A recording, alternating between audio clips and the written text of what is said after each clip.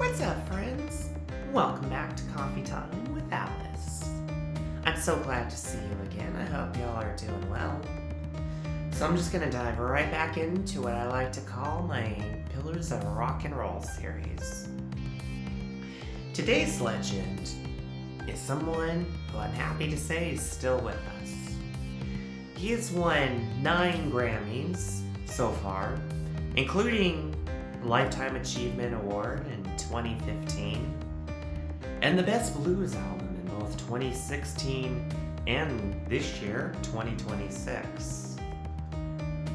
You also will know him from his mid-credit scene cameo in Sinners.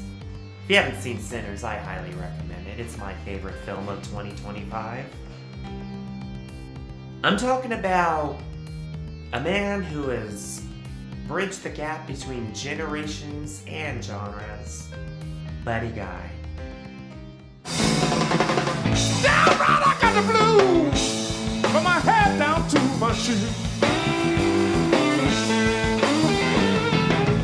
Down right, I got the blues, people from my head down to my shoes.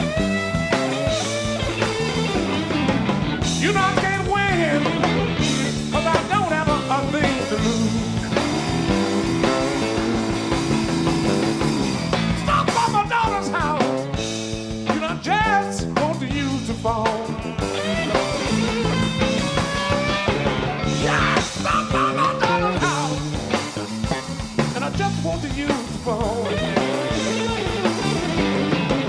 You know my little grandbaby came to the door and said, "Run, Daddy!" You know ain't nobody home.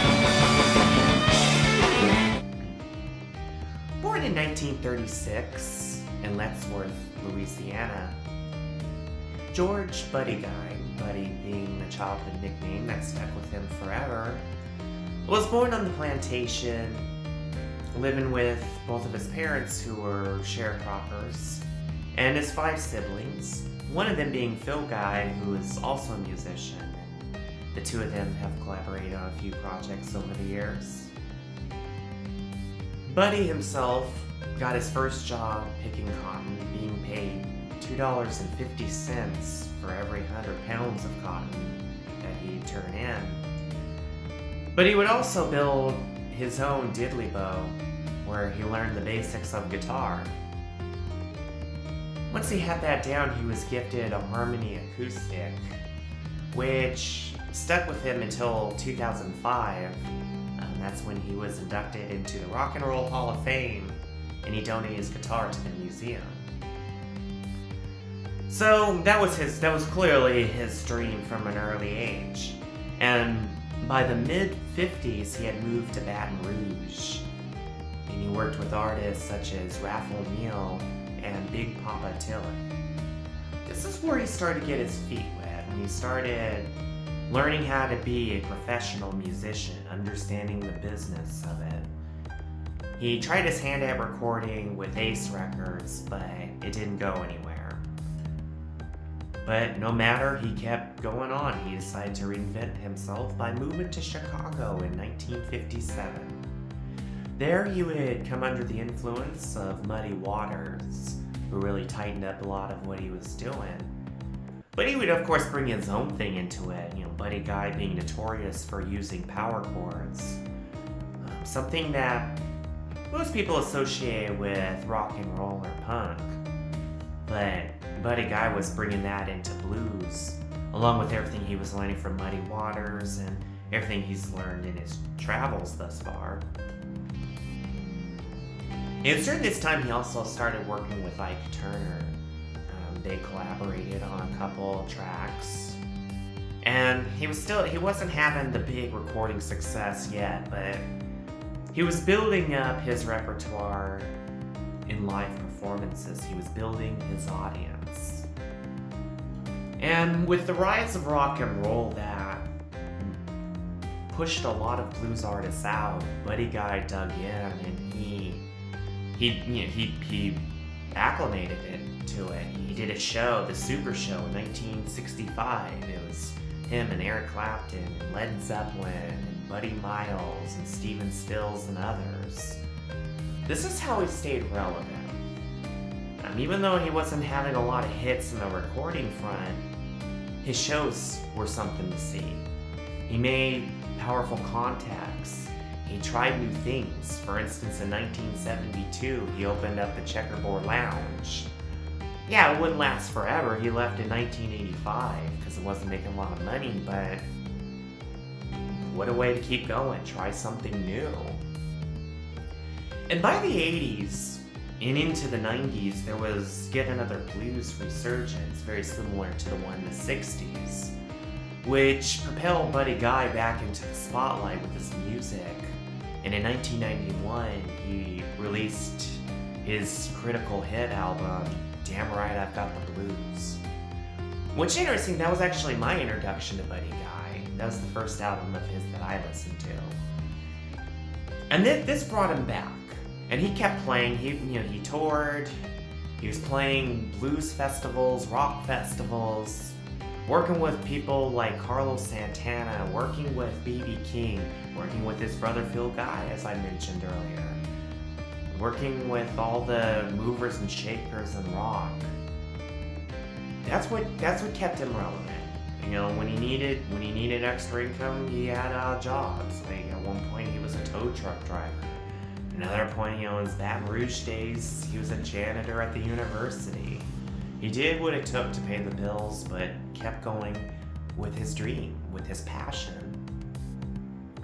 Which got him through a lot because throughout the 60s and 70s and onward, he got overshadowed by other black artists such as B.B. King or Chuck Berry or Muddy Waters. There, according to an interview he did for Rolling Stones last year, people mistook him for those other guys. Even though he was his own person, he had his own style going on. But regardless, he dug in with his craft, and he did influence so many musicians, including the Eric Claptons of the world, the Jimmy Pages and the Jeff Becks. He also had a profound impact on Jimi Hendrix.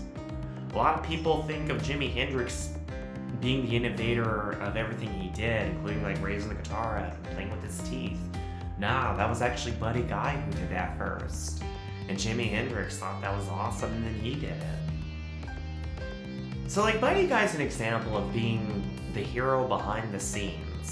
The hero who doesn't always get credit for everything they do, but they're still doing it, and their effects are so visible. But by 2005, he was starting to finally get his due respect.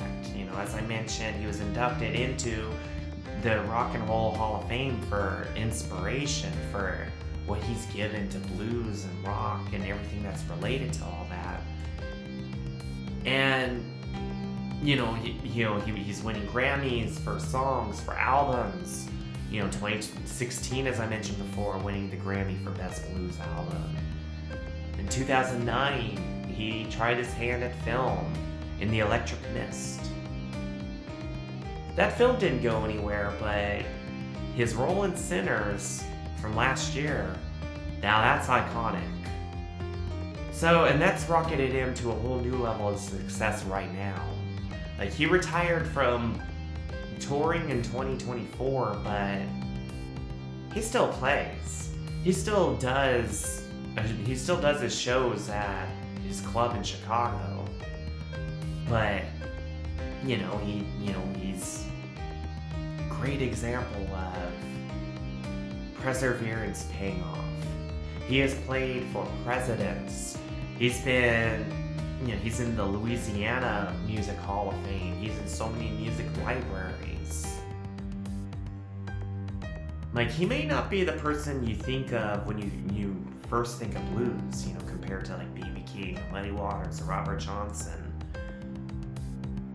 But his impact, I think, is even bigger. Because while he learned from them, there's a lot of people of that generation who also learned from him. And all the generations that followed learned directly from him. Like, all of your favorite classic rockers learned from Buddy Guy. And that's why he has won so many Lifetime Achievement Awards from so many organizations. He deserves it. He's had such a profound impact. And I'm glad he's finally getting the respect he deserves. And yeah, congratulations, buddy, on your 9th Grammy win this year. Well deserved. So let's all raise our glasses to Buddy Guy.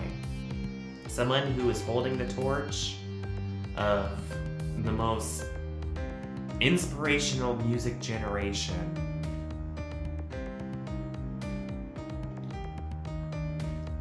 Thank you so much for joining me again this week. Thank you for joining me for this entire series. I'll be doing one more episode next week to kind of wrap this all up before moving on to some other topics, but this has been a really positive thing, and I'll be doing more of these.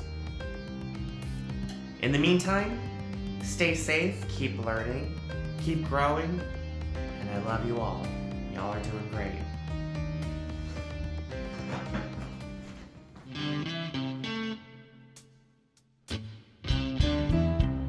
Egypt's a woman told my mother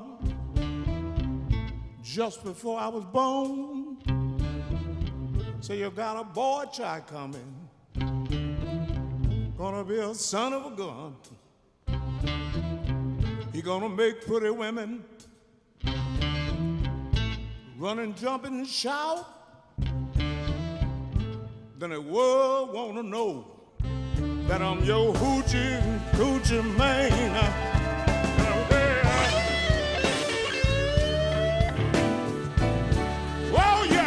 Oh yes, everybody knows